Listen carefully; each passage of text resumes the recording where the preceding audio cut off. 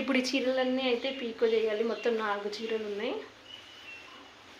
ఇప్పుడు ఇది పీకో చేద్దామని చెప్పి ఇప్పుడు క్రాస్ పీస్లు అన్నీ కట్ చేసి పెట్టి ఫస్ట్ అన్నీ బ్లౌజ్ పీసులు కట్ చేసి క్రాస్ పీసులు కూడా కట్ చేసి అన్నీ ఒకటేసారి పీకో చేద్దామని అయితే చీరలు ముందలు వేసుకొని కూర్చున్నా. గట్టిగా ఉంది చీర. అదే ఇట్లా చీరదామంటే భయం అవుతుంది. చీర లోపల ఇనిపోతుంది.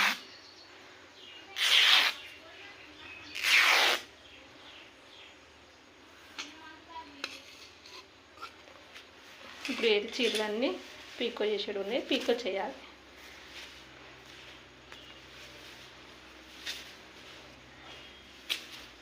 దీంట్లోకి ఈ రెండింటికి నిన్న బ్లౌజులు కుట్టిన నిన్న మొన్న.